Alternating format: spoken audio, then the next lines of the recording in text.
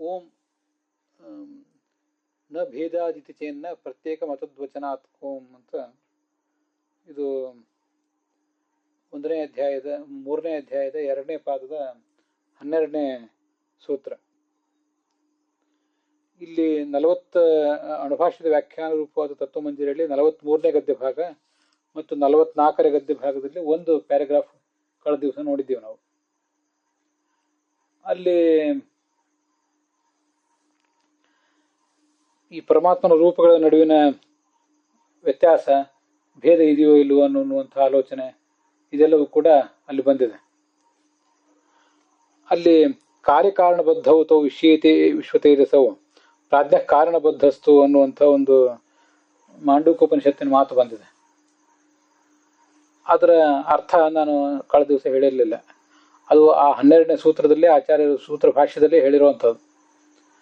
ಮಾಂಡೂಕೋಪನಿಷತ್ತಿನ 2ನೇ ಭಾಗ, ಅಲ್ಲಿ 16ನೇ ಮಂತ್ರ. ಅದು ಕಾರ್ಯಕಾರಣಬದ್ಧವು ವಿಷಯತೆ ವಿಶ್ವತೇಜಸವು ಪ್ರಾಜ್ಞ ಕಾರಣಬದ್ಧಸ್ತು ದೌತು ತುರ್ಯೇ ನ ಸಿದ್ಧತಃ ಅಂತ ಇಷ್ಟು ಒಟ್ಟು ಮಂತ್ರ. ಅದು ಆ ಮಂತ್ರದ ಅರ್ಥ ಹೀಗಿದೆ: ಕಾರ್ಯಕಾರಣಬದ್ಧವು ಅಂತಿದೆ.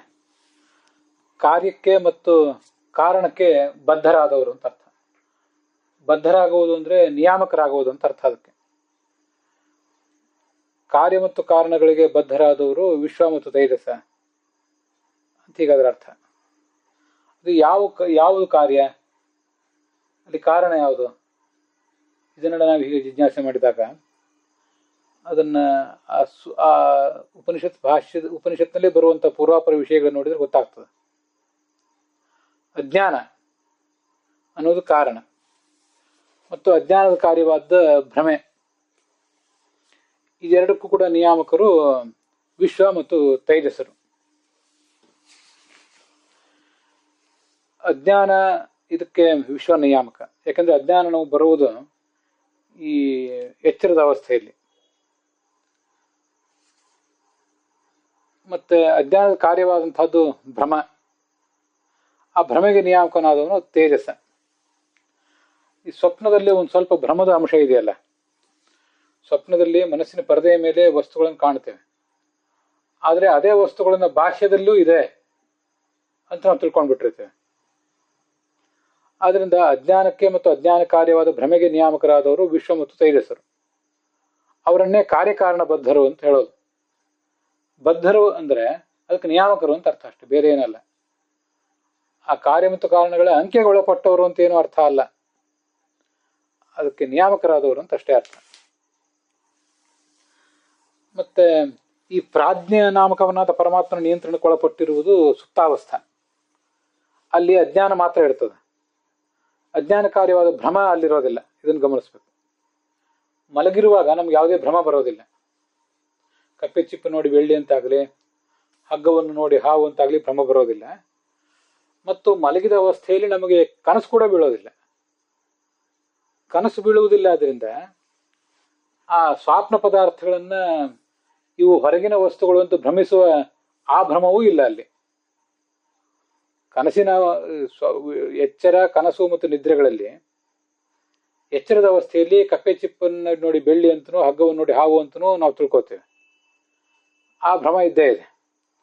ಅದು ದೊಡ್ಡ ಭ್ರಮ. ಅದು ಅಲ್ಲಿ ಕಂಡಿರುವ ವಸ್ತುವು ಭ್ರಮ, ಎಲ್ಲವೂ ಭ್ರಮನೇ ಅಲ್ಲಿ. ಇನ್ನು ಕನಸಿನಲ್ಲಿ ಬಾಹ್ಯ ವಸ್ತುಗಳ ಭ್ರಮೆ ಇಲ್ಲ. ಕಪ್ಪೆ ಚಿಪ್ಪು ನೋಡಿ ಬೆಳ್ಳಿ ಅಂತ ತಿಳಿಯುವುದಾಗಲಿ, ಹಗ್ಗವನ್ನು ನೋಡಿ ಹಾವು ಅಂತ ತಿಳಿಯುವುದಾಗಲಿ ಕನಸಿನಲ್ಲಿ ಇಲ್ಲ. ಆದರೆ ಕನಸಿನಲ್ಲಿ ವಸ್ತುಗಳನ್ನು ಕಾಣ್ತೀವಲ್ಲ, ಆ ವಸ್ತುಗಳು ಬಾಹ್ಯದಲ್ಲಿ ಇದೆ ಅಂತ ತಿಳಿತೀವಲ್ಲ, ಅದು ಭ್ರಮ, ಬಾಹ್ಯತ್ವ ಭ್ರಮ. ಅದು ಕನಸಿನಲ್ಲಿದೆ. ಆದರೆ ನಿದ್ರೆ ಬಂದಾಗ ಇದೂ ಇಲ್ಲ. ಅಲ್ಲಿರುವುದು ಕೇವಲ ಆತ್ಮಜ್ಞಾನ ಮತ್ತೆ ದೇಶ ಕಾಲಗಳ ಜ್ಞಾನ ಮಾತ್ರ.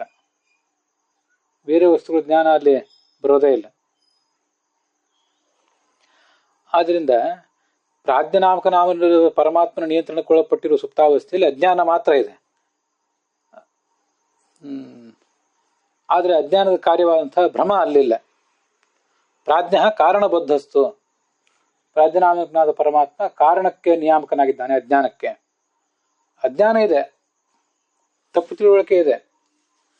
ಆದರೆ ಅಲ್ಲಿ ಅವನಿಗೆ ಈ ಅಜ್ಞಾನದ ಕಾರ್ಯವಾದಂತಹ ಭ್ರಮ ಇಲ್ಲ ಅಂತ ಈಗ ಅದನ್ನು ತಿಳ್ಕೋಬೇಕು.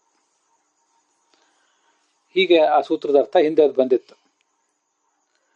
ನಾವು ಆ 43ನೇ ಗದ್ಯ ಭಾಗ ಮುಗಿಸಿ 44ನೇ ಗದ್ಯ ಭಾಗದಲ್ಲಿ ಒಂದಿಷ್ಟು ಭಾಗಗಳನ್ನು ನೋಡಿ ಮುಗಿಸಿದ್ದೀವಿ. ಅಲ್ಲಿ 44ನೇ ಗದ್ಯ ಭಾಗದಲ್ಲಿ ಮುಂದಿನ ನೋಡ್ಬೇಕೀಗ. ನನುಚ ರೂಪಾಣಾಂ ಭೇದೇಪಿ ಏಕಸ್ಮಿನ್ನೇವ ರೂಪೇ ಭಗವಾನ್ ಪರಮೈಶ್ವರ್ಯವಾನ್ ಅನ್ಯಾನಿ ರೂಪಾಣಿ ತದನುಗ್ರಾಹಕಾಣಿ ಸಂತು ಅಥೋ ನದೋಷಃ ಅಂತ ಅದನ್ನು ನೋಡಬೇಕು. ಸರ್ವಾವಸ್ಥಾ ಪ್ರೇರಕಶ್ಚ ಅನ್ನೋ ಈ ಒಂದು ಮಾತಿನಿಂದಲೇ ನಮಗೆ ಮತ್ತೂ ಒಂದು ಪ್ರಶ್ನವೂ ಕೂಡ ಪರಿಹಾರ ಆಗ್ತದೆ. ಏನು ಪ್ರಶ್ನೆ ಅದು ಅಂದರೆ, ಈ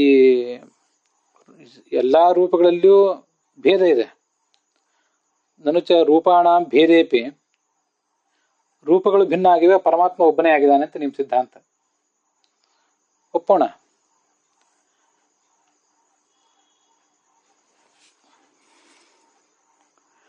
ಅದರಲ್ಲಿ ಏಕಸ್ಮಿನ್ನೇವ ರೂಪೆ, ಪರಮಾತ್ಮನ ಯಾವುದೋ ಒಂದು ರೂಪದಲ್ಲಿ ಮಾತ್ರ ಆ ಭಗವಂತ ಪರಮೇಶ್ವರ್ಯ. ಉಳಿದ ರೂಪಗಳೇನಿವೆ ಆ ಒಂದು ಮೂಲ ರೂಪವನ್ನೇ ಅನುಗ್ರಾಹಕವನ್ನಾಗಿ ಹೊಂದಿವೆ. ತದನುಗ್ರಾಹಕಾಣಿ ಅಂದ್ರೆ ಅದಕ್ಕೆ ಅನುಗ್ರಾಹಕ ಅಂತ ಅರ್ಥ ಅಲ್ಲ, ಅದೇ ಆ ಮೂಲ ರೂಪವೇ ಅನುಗ್ರಾಹಕವಾಗಿ ಉಳ್ಳದ್ದು ಅಂತ ಅರ್ಥ ಅಂತ. ಹೀಗೆ ಪ್ರಶ್ನೆ ಬಹುವ್ರೀ ಸಮಾಸ ಅದು.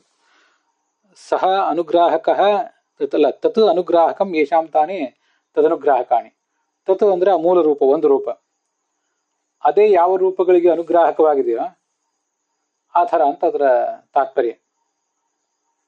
ಈ ಥರ ಯಾಕೆ ಒಪ್ಪಬಾರದು? ಎಲ್ಲ ರೂಪಗಳು ಪೂರ್ಣವಾಗಿವೆ ಅಂತ ಯಾಕೆ ಆಲೋಚನೆ ಮಾಡಬೇಕು ಅಂತ ಪ್ರಶ್ನೆ.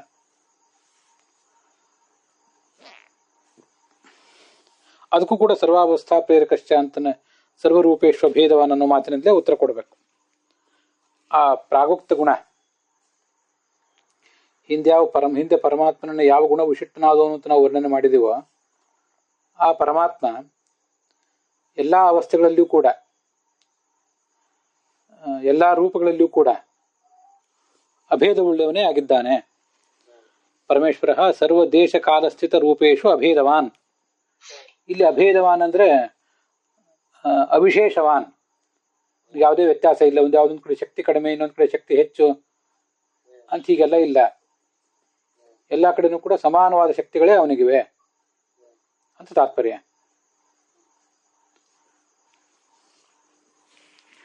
ಮುಂದೆ ನಾನು ಏವಂ ಸರ್ವದೇಶ ಕಾಲಸ್ಥಿತ ರೂಪಾಣಾಂ ಅಭೇದೆ ವ್ಯೋಮವತ್ ಪಾದೈಕ ದೇಶೇನೈವ ತತ್ರ ಅವಸ್ಥಾನಂ ಈಶ್ವರಸ್ಯ ಸ್ಯಾತ್ ಅಂತ ಮುಂದಿನ ಪ್ರಶ್ನೆ. ಅಲ್ಲಿ ಪಾದ್ಯೈಕ ದೇಶ ಅಂತಿದೆ, ಅದು ಪಾದ್ಯೈಕ ದೇಶ ಅಲ್ಲ, ಪಾದೈಕ ದೇಶ ಅಂತ ಅದನ್ನು ತಿದ್ಕೋಬೇಕು. ಒಂದೇ ಪಾದ, ಒಂದೇ ಸ್ಥಳ, ಒಂದೇ ಯಾವುದೋ ಒಂದು ಅಂಶ ಅಂತ ಅದರ ಅರ್ಥ.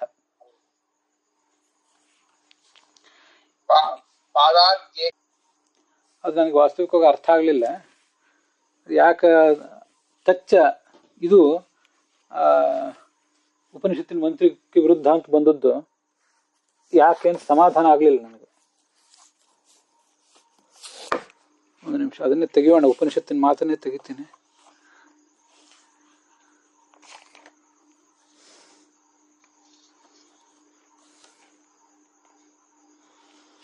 ಮಾಂಡೂಕ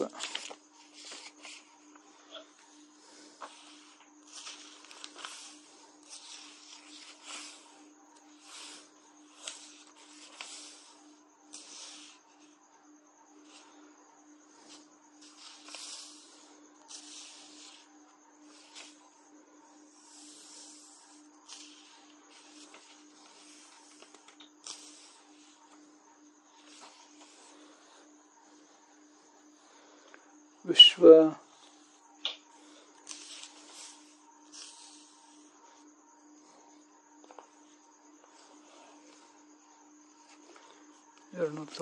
ಅದು ಮಂತ್ರ ಎಲ್ಲಿ ಹೊಂದಿದೆ?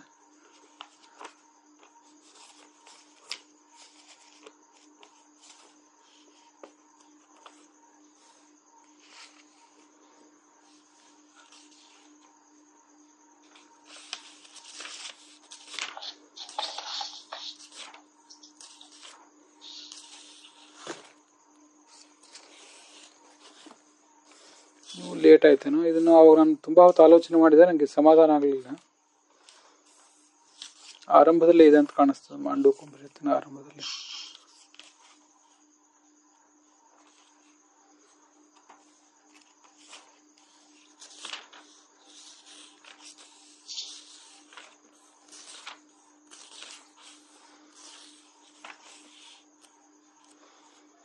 ಜಾಗರಿತಾರೋ ಬಹಿಸ್ಪೃಜ್ಞಃ ಸಪ್ತಾಂಗ ಏಕೋನವಿಂಶತಿ ಮುಖಃ ಸೋಲಭ ವೈಶ್ವಾನರಃ ಪ್ರಥಮ ಪಾದಃ.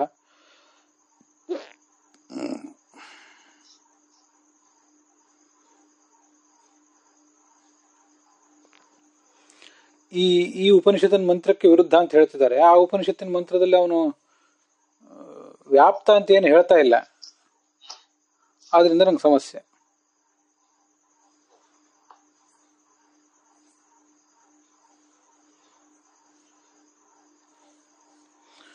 ವೈಶ್ವಾನರಃ ಸಪ್ತಾಂಗಃ ಏಕೋನವಿಂಶತಿ ಮುಖಃ ವೈಶ್ವಾನರಃ.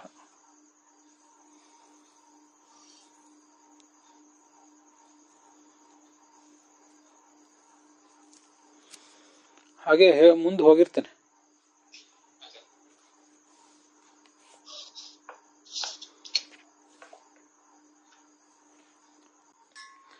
ಸರಿ ಆಯ್ತೇನು ನೋಡಿ. ಆಯ್ತು,